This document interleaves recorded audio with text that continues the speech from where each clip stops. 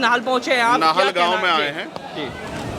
यहाँ एक दुर्घटना में पुलिस के एक सिपाही की जान गई। मेरी संवेदना उनके परिवार के प्रति है और मैं चाहता हूँ उनको न्याय मिले, लेकिन न्याय मिलेगा कैसे? पुलिस ने आरोप लगा के 500 से ज़्यादा लोगों को चिन्हित किया, बहुत सारे लोगों को धारा 151 में जेल में भेज दिया, बहुत सारे लोगों को 15,000 लोगों को 302 में जेल में भेज दिया, 15 लोगों को 5-6 लोगों को गोली मार के जेल में भेज दिया, सिर्फ आरोप के आधार पे। अब आरोप और सत्य में ये फर्क है। आरोप में और सत्य में फर्क है कि उसके बीच में एक दायरा है जांच का। आज हम लोग यहाँ हैं, जो दोषी होता है, निर्दोष होता है, वो तो कहता है जांच करो, और जो दोषी होता है कहता है जांच की जरूरत नहीं है। आज हम लोग यहाँ हैं कि मैं यहाँ से गांव वालों की तरफ से ऐलान करता हूँ कि इस घटना की सीबीआई जांच करा दी जाए, क्योंकि 500 लोग स्टेट खोलने की बात कर रहे हैं, 15 लोगों को 302 में जेल भेजा है, एक सिपाही की जान का विषय है, सारे पुलिस के कर्मियों में बेचैनी है। गांव वाला कहना है कि पुलिस की गोली से ही सिपाही की जान गई, ठीक है? तो ये सत्य कैसे बाहर आएगा? सत्य इस तरह बाहर आएगा कि इसकी जांच हो जाए, और गांव के लोग तैयार है कि सीबीआई जांच हो। हमारे यहाँ सीबीआई जांच को माना जाता है कि वहाँ से निष्पक्षता होगी, दूध का दूध पानी का पानी हो जाएगा, ठीक है? तो मैं चाहता हूँ जिस तरह का जुल्म जो है लगातार पुलिस यहाँ कर रही है, यहाँ आना, इनको डराना, इनके घरों में घुस जाना, सीढ़ी लगा के, ये गलत।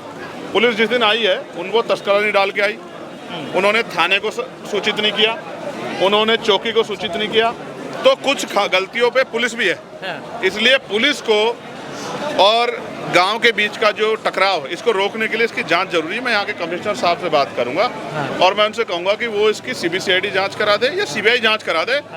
गांव के लोग इस जांच के लिए तैयार हैं, जिससे कि निष्पक्ष कार्रवाई हो जाए और जो दोषी उस पर कार्रवाई हो। पुलिस के सिपाही को भी न्याय मिलना जरूरी है, हम उनके साथ खड़े हैं, और हम गाँव वालों के भी, निर्दोष लोगों के साथ भी खड़े। हम दोषी के समर्थन में नहीं है, जिसको पकड़ने आए थे, जो दोषी है उसको उठाए, कोर्ट से सजा दिलाए, फांसी चढ़ा दें, लेकिन अगर इसके आड़ में निर्दोषों पर अन्याय होगा तो ये सही नहीं। सैकड़ों डीवीआर यहाँ से पुलिस ले गई है रात में सीडी लगा के घरों से। ये अच्छा नहीं, ये गलत है। इससे जो है एक भय की स्थिति पैदा हो रही है। अगर सत्यता है तो डीवीआर ले जा क्यों रहे?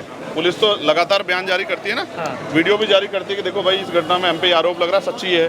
तो वो अगर गोली चली है और गोली लगी है और आम आदमी द्वारा लगे तो उस वीडियो को भी जारी कर दीजिए, एविडेंस के तौर पर रख ले। जी जी सांसद जी, जहाँ घटना घटी है वहाँ पर सीसीटीवी कैमरे थे, उसकी भी डीवीआर निकाल ली गई, और जिस घटना जो घटना हुई है वो सीसीटीवी में कैद है।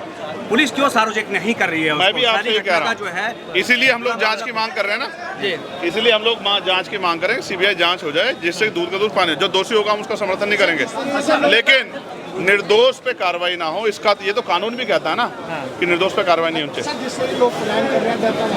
ये गलत है, ये गलत है। इस प्लान के माहौल को रोकने के लिए हमारे लोग 26 तारीख से यहाँ लगे हुए हैं, लगातार प्रशासन से बात कर रहे हैं, ज्ञापन दे रहे हैं, और गांव में भी आ रहे हैं। अभी तक मुझे जानकारी थी यहाँ पीएससी लगाई गई थी, आज पीएससी हटाई गई। सांसद जी, आपके प्रतिनिधि मंडल ने भी आवाज उठाई थी कि गांव में जो है जी जी देखिए, अहमदाबाद की घटना पे मैं ये कहना चाहता हूँ कि मैं अभी दुबई गया था 6 तारीख को। एयर इंडिया की फ्लाइट से मुझे दुबई जाना था, 7:20 की फ्लाइट थी। 2 घंटे पहले 2 घंटे में बताया गया कि एयरक्राफ्ट में कुछ टेक्निकल फॉल्ट है, वो ठीक किया जा रहा है। वो फॉल्ट ठीक नहीं हुआ। 3 घंटे बाद हमें एयर इंडिया के दूसरे एयरक्राफ्ट से दुबई के लिए कहा गया कि आप इससे जाएंगे। एयर इंडिया के मोस्टली एयरक्राफ्ट में इस तरह की परेशानी खबर आ रही। हो सकता है उस हादसे का शिकार मैं भी हो जाता, मैं 11A पे बैठा हुआ था, हो सकता है कि आज मैं इस दुनिया में ना होता। इसलिए मैंने कल लेटर लिखा था जो हमारे केंद्रीय जो हैं नागरिक उड्डयन मंत्री हैं राम मोहन नायडू जी को, कि भाई आप इसकी ना पूरे एयरक्राफ्टों की जांच कराओ, क्योंकि लोगों की ज़िंदगी के साथ खिलवाड़ नहीं होना चाहिए। बहुत बड़े पैमाने पे खिलवाड़ हुआ, कितने लोगों की जान जो है चली गई है, उनके परिवारों को क्या होगा?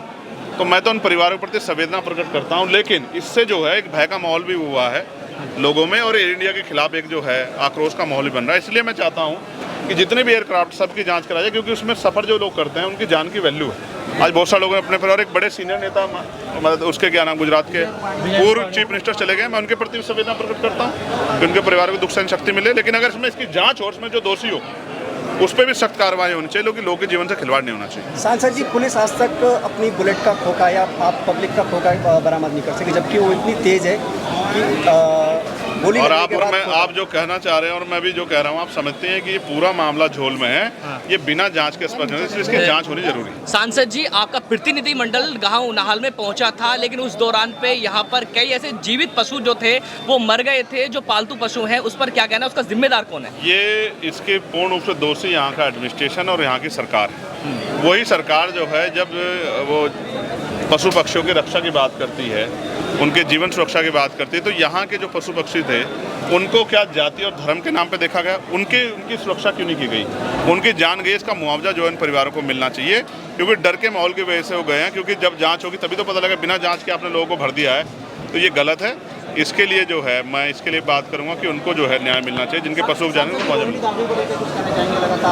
हाँ, ये बहुत इंपॉर्टेंट है आप लोगों के लिए। मैं आपको इसमें इतना ही कहूँगा, ये एक महिला के सम्मान से जुड़ा विषय है, तो मैं, क्योंकि मेरे परिवार ने संस्कार दिए कि मैं इस पर महिला सम्मान के प्रति बड़ा सजग हूँ, तो मैं जो भी अपनी बात है, क्योंकि मुझे पता लगा कोर्ट जारी, मैं कोर्ट में कहूँ, क्योंकि ये महिला के सम्मान का विषय ना होता तो मैं इस पर अपनी बात ठीक है।